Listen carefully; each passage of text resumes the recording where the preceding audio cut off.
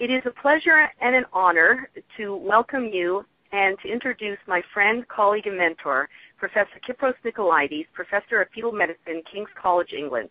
He is truly one of those international leaders where one can say no introduction is necessary. Nevertheless, I will take this opportunity to briefly highlight why Professor Nicolaides is a leader in our field.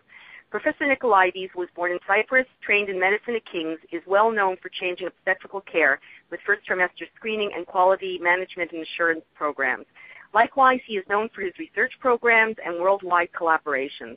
However, for many of us, his greatest contribution is that of a consummate teacher. Through the Fetal Medicine Foundation, over 500 physicians from 50 countries have been trained in fetal medicine to the benefit of mothers and babies worldwide. It is in that vein that he speaks to us today to update and educate us on non-invasive prenatal testing with a focus on the contribution of single nucleotide polymorphisms, known as the SNP-based methodology. Thank you, Professor Nicolaides, for taking time from your busy schedule to join us today, and we are looking forward to your presentation. Professor, welcome. Thank you very much, Sue. It's a pleasure, and I'm very grateful that Natera is giving me the opportunity to communicate with so many physicians throughout the world, and more specifically in South Africa. I will be, over the next half an hour, be placing the major new development in screening for aneuploidies by cell-free DNA analysis in maternal blood in the context of an evolution in this process of screening over the last 40 years. And I will be giving my opinion of where are we going to be going in the very near future.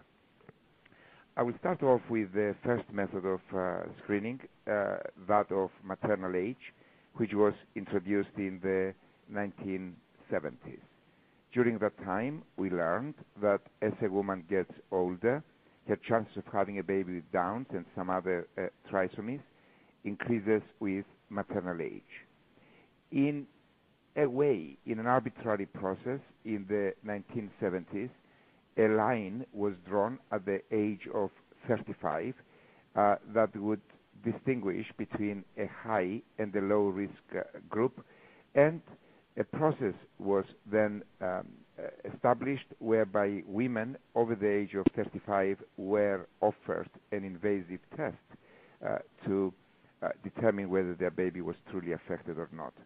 The main emphasis of screening for the last 40 years has been on the identification of pregnancies with Down syndrome, trisomy 21, and in the 70s, 80s, and some of the 90s, the main method of diagnosis was amniocentesis, but from the 80s we started seeing the introduction of CVS, and in many countries now that has become the primary method of diagnostic testing. We have learned that screening on the basis of maternal age and offering an invasive test for women over the age of 35 in the 70s would result in about 5% of women having an invasive test and about 30% of the babies with Downs being identified. So as a method of screening, the performance of the test was a screen positive rate of 5% and a detection rate of 30%.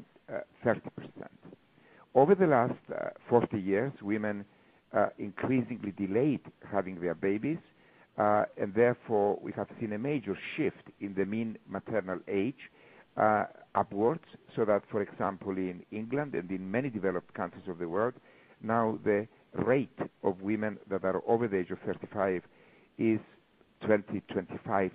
So if we were to adhere to that main starting policy of offering an invasive test to women over the age of 35, we would end up having to do so in 20-25% of the population and identify about 50% of the fetuses with Downs. In the 1980s, we had a major advance over the primary method of screening, maternal age, by the realization actually starting very much so in Albert Einstein by the predecessor of Professor Sue Gross, the realization that in pregnancies affected with Down syndrome, there are altered concentrations in the maternal serum of various fetal-placental substances. We learned that HCG and inhibin A are increased and that AFP and estriol are decreased.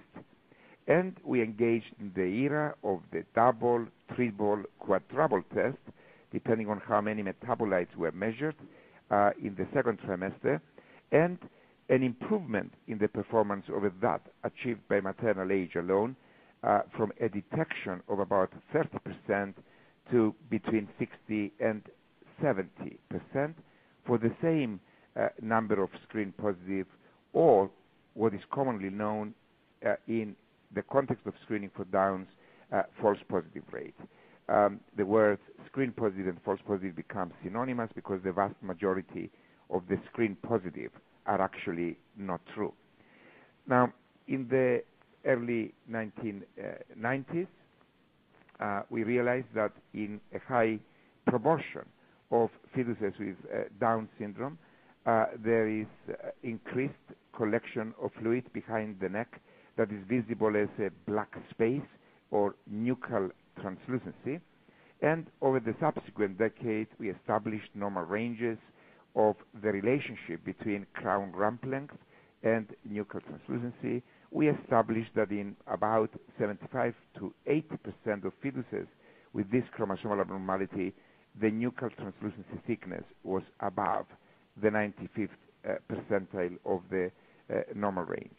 Towards the end of the 1990s, we realized that in affected pregnancies, the maternal serum free beta HCG is increased and the maternal serum PAB is decreased. And that led to the development of algorithms, mathematical formulas that combine maternal age, the measurement of nuchal translucency, and the measurements of maternal serum free beta HCG and PAB at the 11th to the 13th week of pregnancy, which could now be able to identify about 90% of the fetuses with Downs for a false positive rate of 5%. And that method has been adopted as a national method of screening in countries like the United States, United Kingdom, in Denmark, and in many parts of the world that went through a temporary phase of retaining elements of screening based on maternal age, overlapping with second trimester biochemistry, but gradually and rapidly shifting towards first trimester screening, mainly because of the improved performance and also of the desire of women to be reassured that their baby is likely to be normal, or in the cases where the baby is affected, to have the option of a first rather than a second trimester termination of pregnancy. Over the last decade, we improved the first trimester combined test further by realizing that in some affected pregnancies, the maternal serum placental growth factor is reduced, and in some affected fetuses, there is absence of the nasal bone. There is reversal of flow across the tricuspid valve and absent or reversed end-diastolic flow in the ductus venosus. With this approach of screening, the detection rate improved further to about 97%, and the false positive rate was reduced to about 3%. Despite all my efforts to introduce many of the new elements of screening, these additional biochemical and biophysical markers, in reality, I acknowledge that I have essentially failed because in the vast majority of centers that they have adopted first trimester screening, they limited that to 3-beta-HCG, PAB, and the measurement of nuchal translucency. Additional benefits of the first trimester combined test, in addition to the detection of pregnancies with Downs, was the detection of some other chromosomal abnormalities. We knew that in women identified as being at high risk for trisomy 21, that went on to have invasive testing, quite often, like every 1 in 3 times when we would get an abnormal result, the abnormal result was not Downs, but it was trisomy 13 or 18, and less commonly some other chromosomal abnormalities. The reason for that is that in keeping with the characteristics of pregnancies with Downs, also in pregnancies with trisomy 18 and 13, there was an increased risk with maternal age, and in all 3 type of chromosomal abnormalities, the maternal serum PAB was decreased and nuchal translucency was increased. And therefore, when you screen for Downs, inadvertently, you also identify about 70% of fetuses with trisomies 18 and 13. We have also learned that you can exploit the differences between 18, 13, and Downs and develop specific mathematical formulas which could improve the overall performance of screening for these other chromosomal abnormalities. We learned that these differences reside essentially in 3-beta-HCG, which in trisomy 21 is increased, but in trisomies 18 and 13 is decreased, and in a fetal heart rate, which is substantially increased in pregnancies with trisomy 13. So much so that with this combination of mathematical formulas, we could now detect for the same overall 5% false positive rate about 90 to 95% of the fetuses with trisomy 18 and 13. We could also identify a high proportion of fetuses with Turner syndrome, especially the lethal type of Turner's, which are associated with very much increased nuchal translucency, or some people refer to as cystic hygromas, and a proportion of pregnancies with triploidy, either the diandric type with a molar placenta and very high HCG, or the digynic type with a very small baby, a very small placenta, and very low 3-beta-HCG and PAB. Now, in the last 3 years, the whole process of screening, the whole way of thinking has been dramatically changed. It has come to be realized that an observation of now nearly 20 years, that in pregnant women, a very high proportion of the cell-free DNA in maternal blood is fetal, or rather placental in origin. On average, from a series of studies published now, at around the 12th week of pregnancy, 10% of the cell-free DNA in maternal blood is identified as being of fetal origin. The major change has come with the introduction into clinical practice of DNA sequencers that are able to look at these various DNA fragments within the maternal blood, attribute or characterize their chromosome of origin, and in a sense count or weigh the amount of different chromosomes within the maternal blood. So we have cell-free DNA fragments. You characterize their source of origin, their chromosome of origin, and then you put them all together, and you are indirectly weighing up how much of each chromosome there is in maternal blood. With this counting approach in screening for chromosomal abnormalities, it is then possible in, for example, a pregnancy affected by Down syndrome to establish the small increase in chromosome number 21 related cell-free DNA fragments in maternal blood in affected pregnancies by comparison with the other chromosomes. And this is a method that is being used by most companies in the identification or in screening effectively for Down syndrome and other chromosomal abnormalities in maternal blood. Natera has used quite a different approach in characterizing these cell-free DNA fragments in maternal blood.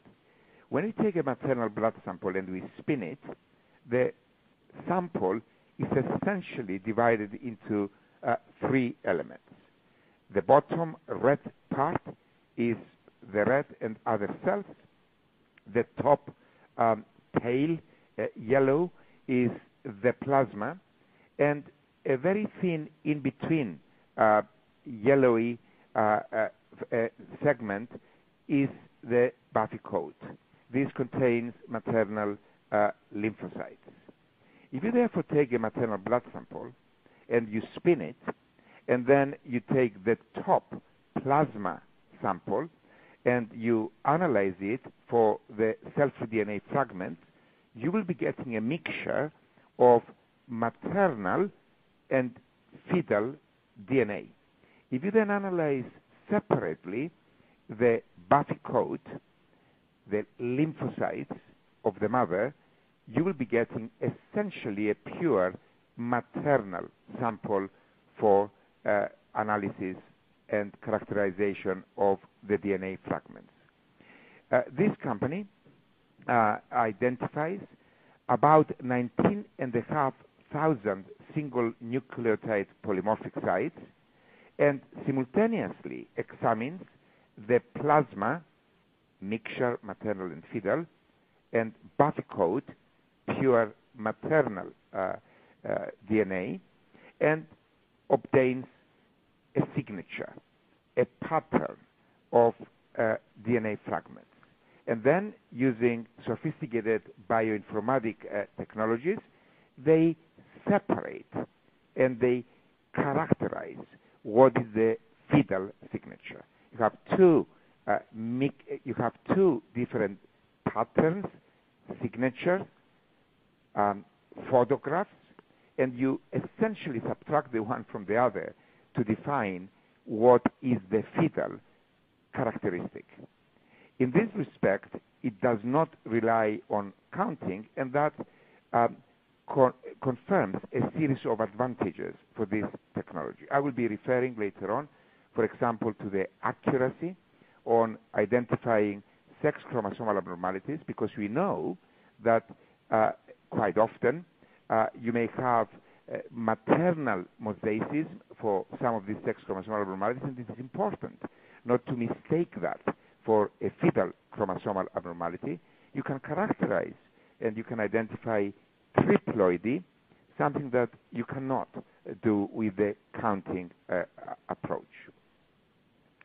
Now, I was approached by Natera at the early stages of their development, and I willingly helped in providing them with samples. I want to declare here no special interest other than an interest in helping develop a useful, non-invasive method of screening, and I have done the same with other companies.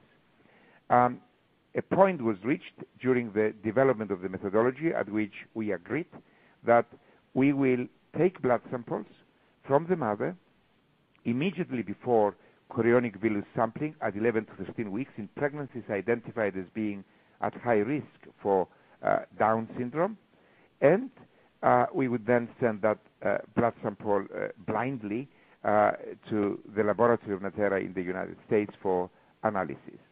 We would then proceed with the chorionic villus sampling, and we would have the results of the fetal karyotype.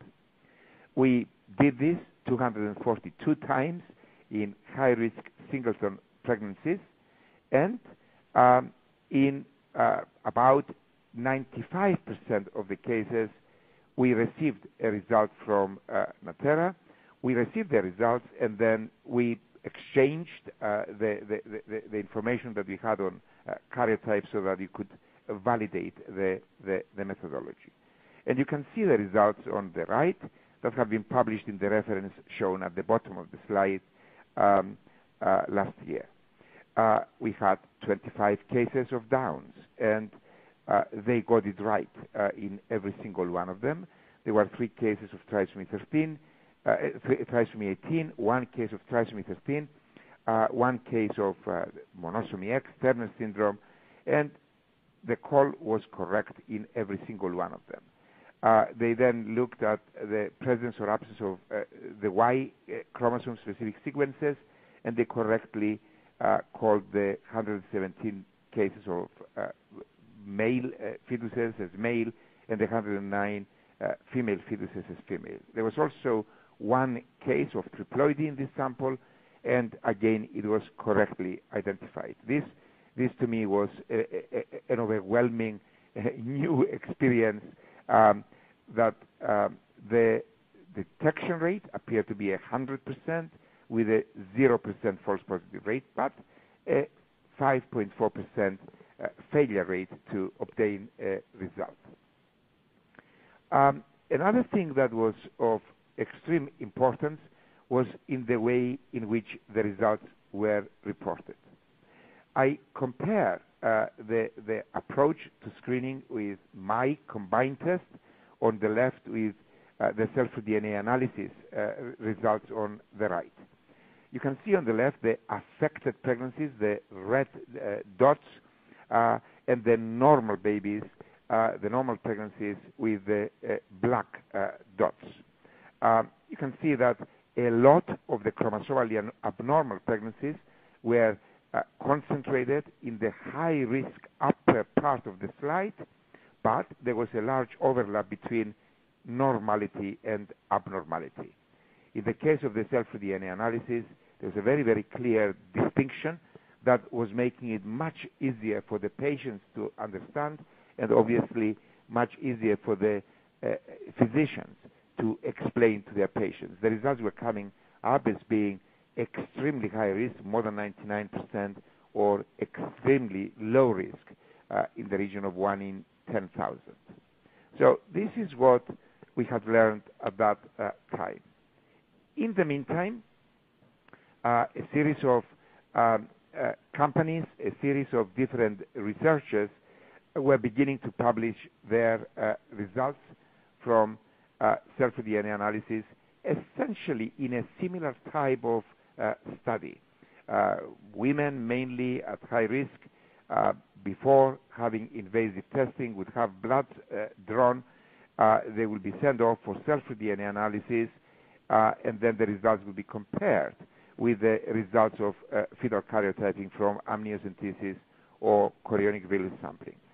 I summarize in this slide all of the studies that have been published right up to the end of last year, and these were part of a meta-analysis that we concluded at the end of the last year, and this has been published last month. The summary of this is very simple. If we take all of the studies put together, the detection rate from cell-free DNA analysis was 99%, with a false positive rate that was less than 0.1%. It was 0.08%. And from that, it is very clear. We are dealing with a brilliant new method of screening, where the rules of the game of the last 40 years have completely changed. We were moving with a detection rate of 30% in the 70s to 60% in the 80s to 90% in the 90s and 2000 with the maternal age, second trimester combined, first trimester combined test to 99%. And we are shifting, perhaps equally or in the minds of some, even more importantly, the false positive rate.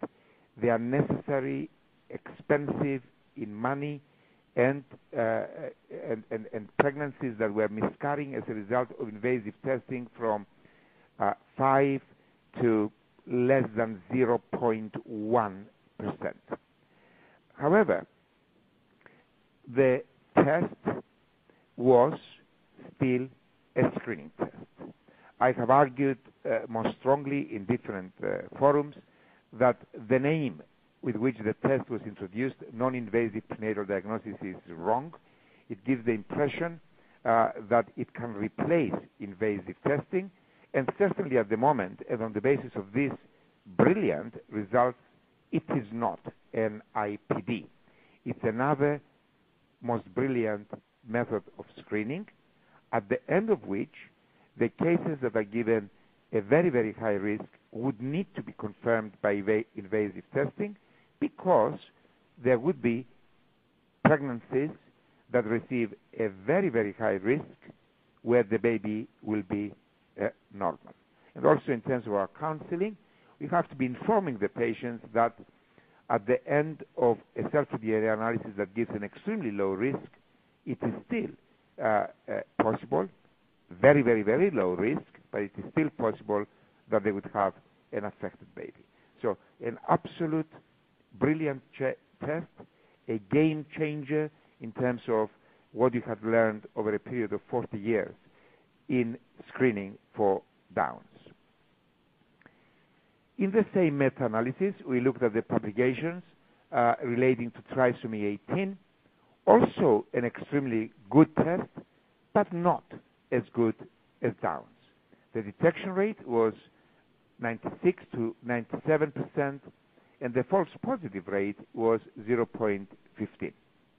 I just want to draw your attention to the individual studies that many had a small number of cases, but there are highlighted in purple the studies using the SNP, the SNP methodology. Let me go back to the slide relating to Downs. You can see there the purple highlighted studies from Zimmerman, 11 cases with Downs, all 11 correctly identified with no false positives. And the same, the study that I have already explained to you, our study of 25 cases with Downs, all correctly identified with no false positives. And then something similar, but for much smaller numbers in relation to trisomy 18. Moving now to trisomy 13, there the story begins to become more cloudy. The total number of cases reported in the literature were only 85. The detection rate was now only 92%, not dissimilar to the rate that you could be achieving with the combined test, if anything, perhaps even a bit less, and the false positive rate of 0.2%. I do not want to advertise any specific company or a specific methodology.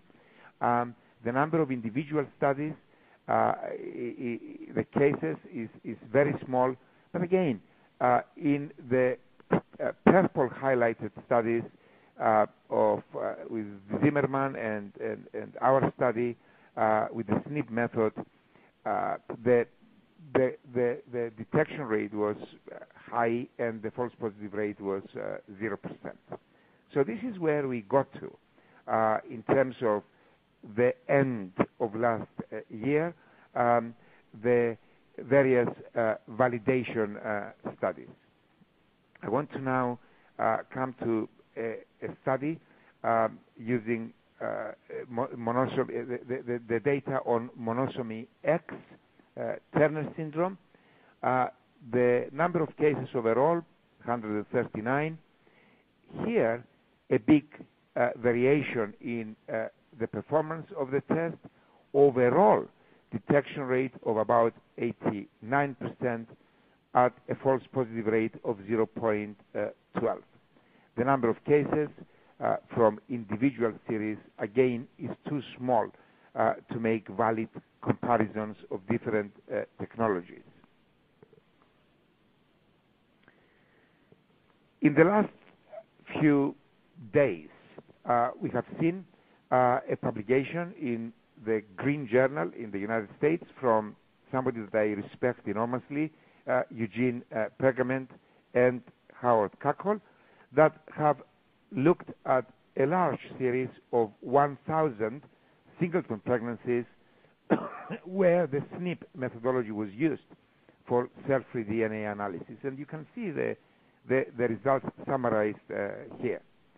On the left, you can see that, again, the detection rate now of a considerably larger number of downs was 100%. 24 of the 25 cases of trisomy 18 were detected.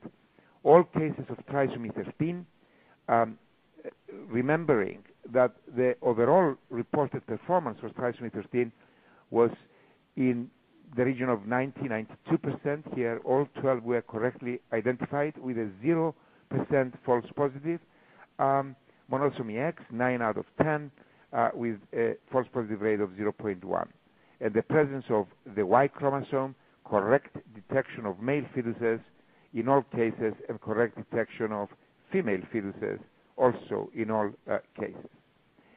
A weakness of the test is the failure rate to obtain a result, which was overall 5.9%.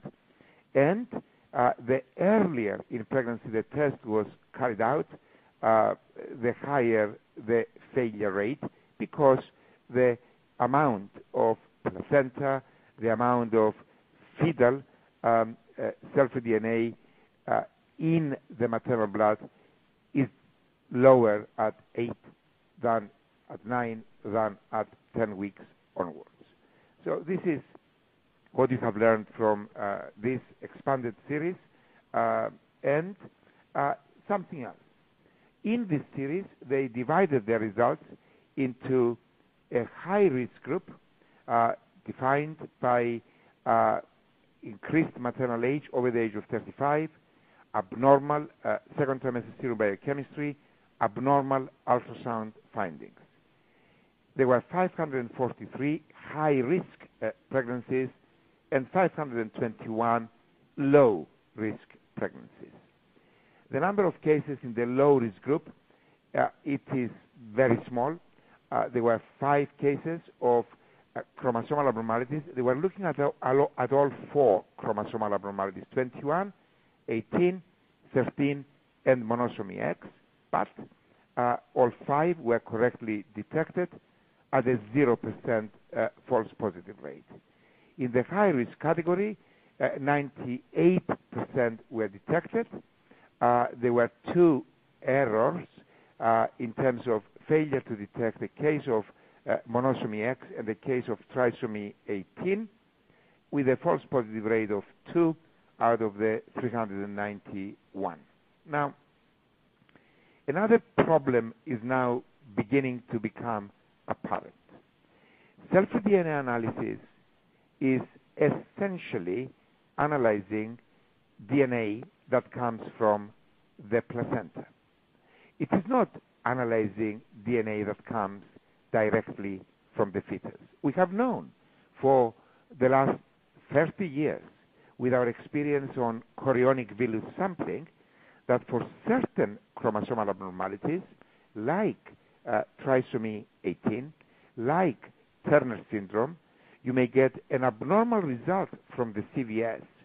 But when the baby looks normal, it is critically important not to act on the results of the CVS, because there may be a chromosomal abnormality confined to the placenta, that is not affecting the fetus. And not surprisingly, when we move into a new era, where we are indirectly looking at the placenta with cell-free DNA analysis in the maternal blood, there will be cases, especially for sex chromosomal abnormalities, for trisomy 18, where the baby may be normal, but there be confined placental mosaics. The assumption is, in relation to the false positive result, that the confined placental mosaics that may be leading to a false positive result remains constant across maternal ages. This study is extremely small, but it may begin to highlight that our assumption may be wrong, and that with advancing maternal age, the rate of confined placental mosaicism may actually be increasing, and therefore you may have an increase in the false positive rate, so that the positive predictive value of the test may be similar in the younger, in the low, as in the than in the high risk categories. But in any case, the most important element of this study, this slide, is that it is adding to the emerging evidence that cell-free DNA testing as a method of screening for chromosomal abnormalities should not be confined to the high-risk group, because it appears to be performing equally well in a low-risk population. Now, there are different models of clinical implementation of cell-free DNA analysis. One could argue that here we have the best method ever in terms of its performance by comparison with other previous technologies that we have had, and therefore we should be applying it across the whole population.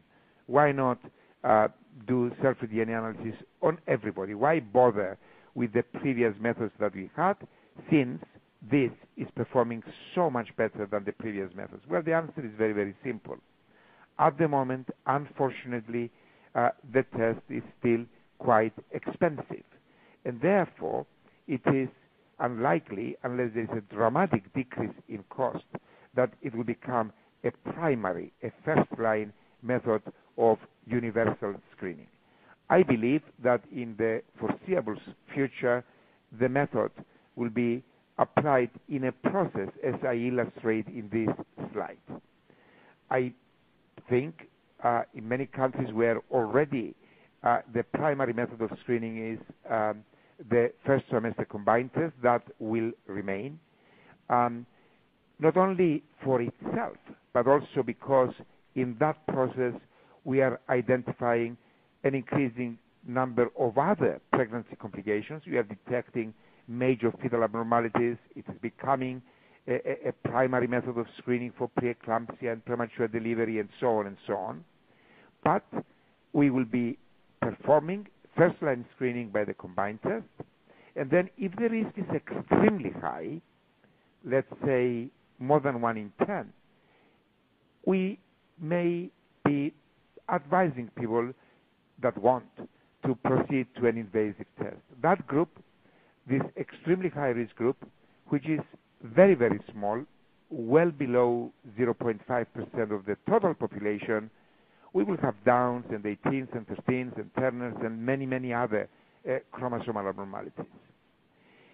In a very low-risk group, it may not be worthwhile doing cell-free DNA analysis, at least for as long as it remains at the cost levels that it is at the moment.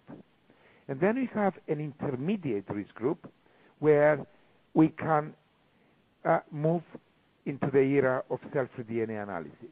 And if the result is positive, we need to confirm it by invasive testing. If the result is negative, we can reassure the parents that it is extremely unlikely that their baby will have the major chromosomal abnormalities. And if we don't get a result, quite often you can either repeat the cell-free DNA test and in about half of the cases you will now get a result. Or if you don't get a result, or if you don't want to repeat the test, then you can rely on the results of the combined test on deciding whether you want to have an invasive test or not. Now, what is the definition of the intermediate risk group? Well, the starting point is a risk of 1 in 11. But what is the upper limit? Well, it depends on how much money you have. If you want to do cell-free-DNA analysis in about 10 to 15% of the population, then the upper limit of risk for the intermediate risk group is 1 in 1,000. If you want to offer the cell-free-DNA test to 25% of the population, you can take a cutoff of 1 in 2,500. And on the graph on the right, you can see the incremental benefit in terms of detection rate with the increasing cell-free-DNA testing rate at the bottom. So the intermediate risk group will be defined both in its size, the proportion of the whole population, and its likely implementation into major healthcare systems, depending on the cost of the cell-free DNA test. I now want to move into the final part of my lecture, and that relates to the ability, the increasing ability, that with cell-free DNA analysis we will be able to diagnose chromosomal abnormalities beyond Downs, which have been the hallmark of screening for the last 40 years, and beyond even trisomies 18 and 13 and monosomy X, that almost by accident they slipped in an era where the primary method of screening, where the primary objective of screening was to identify pregnancies for Down syndrome. You have seen the performance of cell-free DNA analysis for these chromosomal abnormalities. But now you can diagnose things beyond these basic important chromosomal abnormalities. One of these other chromosomal abnormalities where the SNP methodology uniquely can identify is triploidy. And we carried out a study in which we had 5 cases of diandric triploidy, 2 sets of chromosomes coming from the father and 1 from the mother, characterized by a molar type of placenta with very, very high HCG, and all 5 cases were correctly called by the SNP approach. You also had 4 cases of digynic triploidy with a very thin placenta illustrated at the bottom left of the slide, and very, very low HCG and PABA, where inevitably the fetal fraction, the proportion of fetal to total DNA in the maternal blood, was extremely low. They have a small placenta, they have low HCG, they have low PABA, they have a small number of cells that would die to release their DNA into the maternal circulation. And these were mostly correctly called as well, because it was recognized by the SNP approach that the fetal fraction was less than a lower limit that they had established as their normal ranges in relation to maternal weight. The higher the maternal weight, the greater the volume in which you dilute the placental products, in this instance, of cell-free fetal DNA, and therefore the lower the fetal fraction. Well, in the cases of digynic triploidy, the SNP approach identified that the levels were even lower than expected, corrected for maternal weight.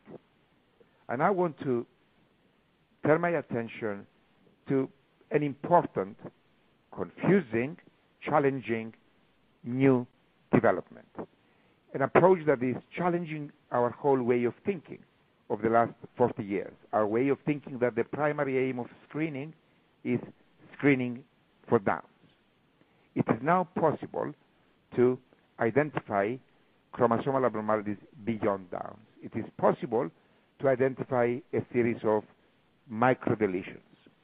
This creates an ideological new challenge for people involved in fetal medicine, people involved in pregnancy care, as to whether this is a desirable or an undesirable new development. We can see more.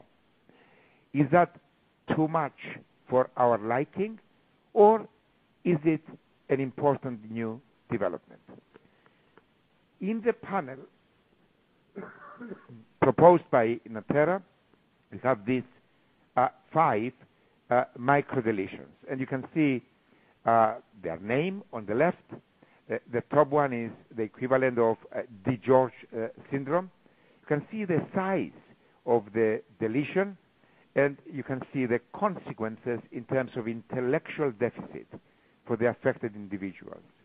DiGeorge syndrome is of variable effect in terms of intellectual deficit. It goes from mild to moderate, and in a few cases to severe intellectual deficit. The prevalence is surprisingly high. It varies in publications from 1 in 1,000 to 1 in 4,000, and therefore I take the number of about 1 in 2,000.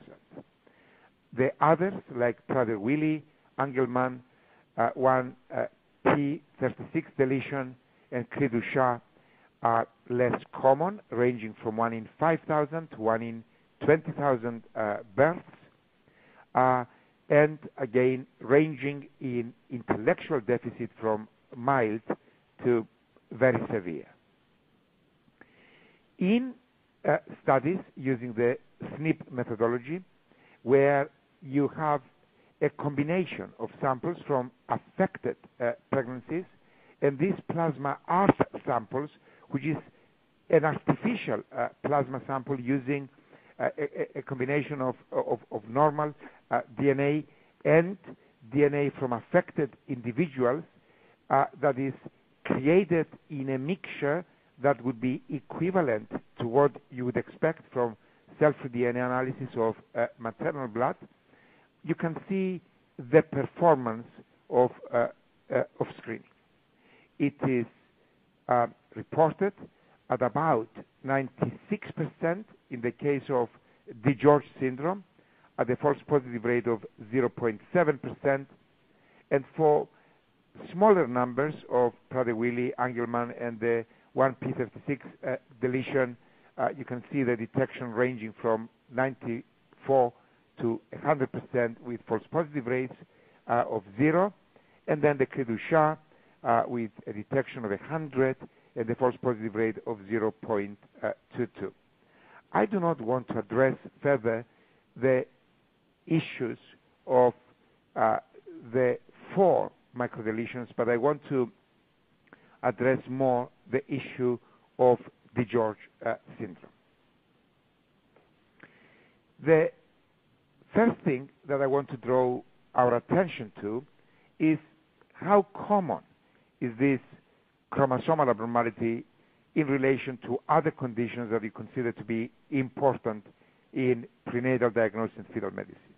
And you can see this incidence per 100,000 live births of Downs, which is obviously by far the greater, and then in yellow, the microdeletions in the panorama panel fitting in between other important genetic conditions like cystic fibrosis, trisomy 18-13, Fragile X, and SMA.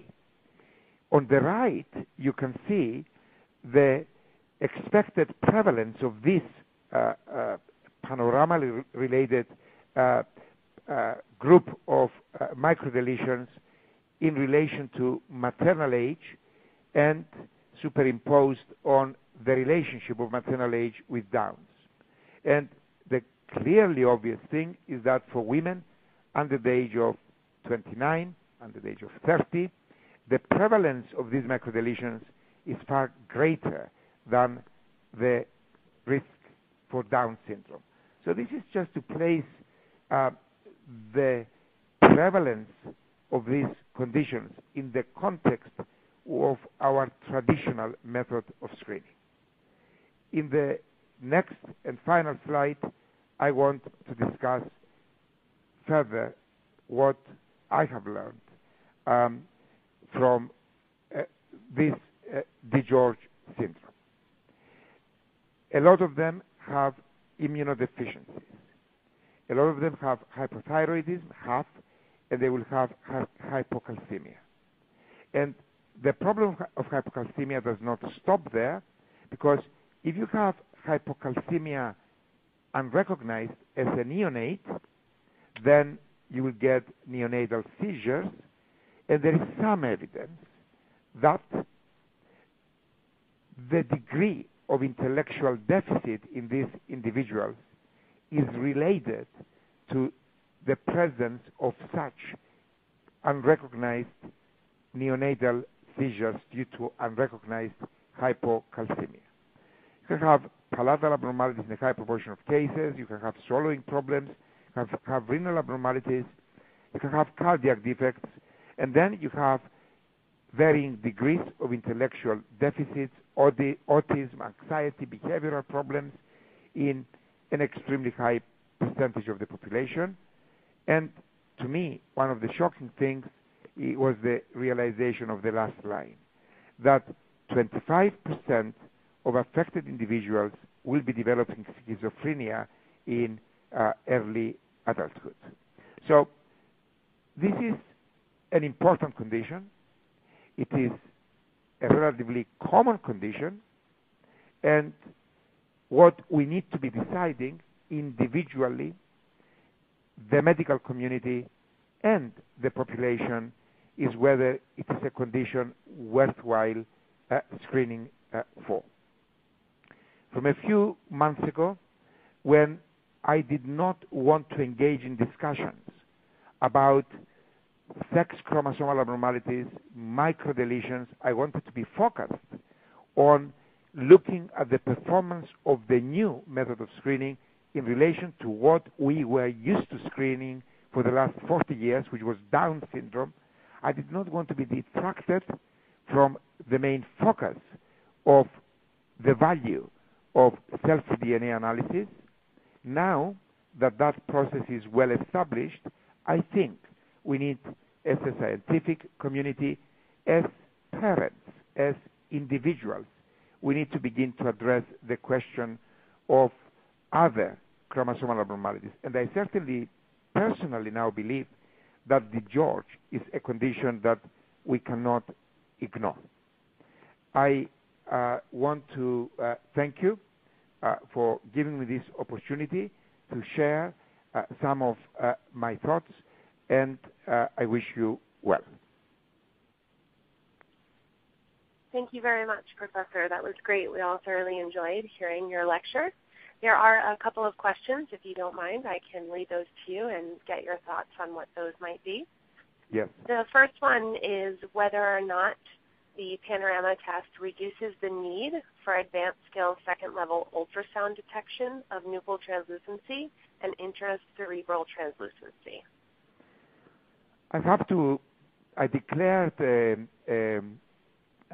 I do not have any conflicts of interest in relation to self-DNA and the different companies, but I have to declare an absolute interest in relation to nuchal translucency. I devoted many decades of my life in this, and therefore it would be difficult for me to say the time has come for it to be abandoned. I believe that people that have engaged in nuchal translucency over the last 20 years, they have recognized that nuchal translucency is critically important for the identification of not only Downs, but many other chromosomal and genetic abnormalities. So I do not believe that for those that have been used to offering nuclear translucency, the time has come from them to go on holiday and ask their secretaries to collect blood from the patients and not look at the baby and send it off for analysis of cell-free DNA for certain chromosomal abnormalities. The 11 to 13 week scan has become an integral part of pregnancy care. I think it would be a very, very sad day that with the major improvement in the detection rate of Downs and some other chromosomal abnormalities that came along with cell-free DNA analysis, we will return to an era where we will be diagnosing anencephaly at the 20-week scan, holoprosencephaly, major exomphalos, gastroschisis, body stock anomaly, major heart abnormalities. So I personally believe that those that have been good and they have been performing the 11 to 13 week scan to a high standard, firstly, they do not need to be threatened by the new technology of cell-free DNA analysis. They will not lose their jobs, but they should be the ones that would be advocating for the benefit of their patients a shift towards cell-free DNA analysis rather than invasive testing. I think we must build on the goodness of what we had before, and we must not engage in a revolution that destroys the past to create some new thing, because in the history of mankind we have seen the disasters of such complete revolutions. I have answered in a philosophical way. My answer is no, we should not reduce the standard of scanning. We should continue to strive to improve the standard of the 11 to 13 week scan. Great, thank you. There's one more question. The next question is, with the ability to detect microdeletions like 22q and 1.2 deletion, how should the screening algorithm be edited or modified, since these would not be detected on first trimester screening with nuchal translucency? I think that the first trimester screening with nuclear translucency will be for what it has proven itself to be useful. It is going to be a first-line method of screening, I believe, for the foreseeable future for trisomy 21, trisomy 18, trisomy 13, and the lethal type of Turner syndrome. The addition of microdeletions, it would be in addition to that.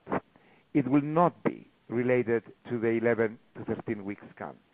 The major emphasis of traditional prenatal diagnosis in relation to, for example, DiGeorge syndrome was the detection of major heart abnormalities of certain type that would lead to invasive testing, and then we would be requesting from the laboratory that over and above traditional karyotyping, they should be looking for DiGeorge.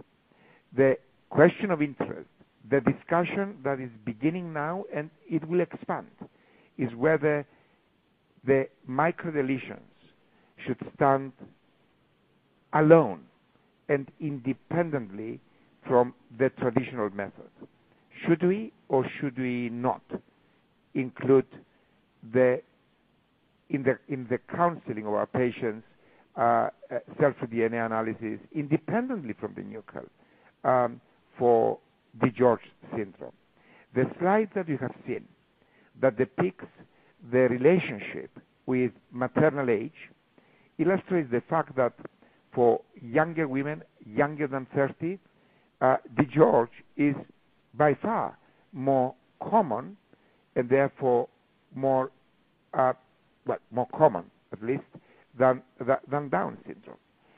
There will be patients that increasingly, through their education and through their expectations, will be moving away from the formula that the medical establishment had discussed in the previous 40 years, where the discussion was on improving methods of screening for Downs. An era has come through molecular biology that it can detect things beyond Downs. And we need to engage in scientific discussions, in ethical debates, in different patient group debates as to how do we best offer screening or not for microdeletions. I have said that personally I was completely opposed to this until I was beginning to get evidence on the feasibility and effectiveness of the method before I even bothered to think of how do we package it, how do we include it in a new era of cell-free DNA analysis. That debate will continue, but that debate has been introduced, and it will be focused as a result of the realization that there is a test here that can identify a condition which is common, which has major implications, and it has major implications in terms of the handicap at birth, but also the handicap that suddenly appears in your late teens with schizophrenia. We as parents need to decide whether that is a thing that we don't want to think about, a thing that does not bother us, or something that really does worry us. In another perspective, this realization that with the George, part at least of the intellectual deficit is a consequence of unrecognized hypocalcemia leading to neonatal seizures, a new perspective arises of not prevention of the condition, but perhaps reduction of the consequences of the condition. Knowledge that your baby may be affected would lead to better management to avoid the neonatal seizures. These debates will continue and they will expand in years to come.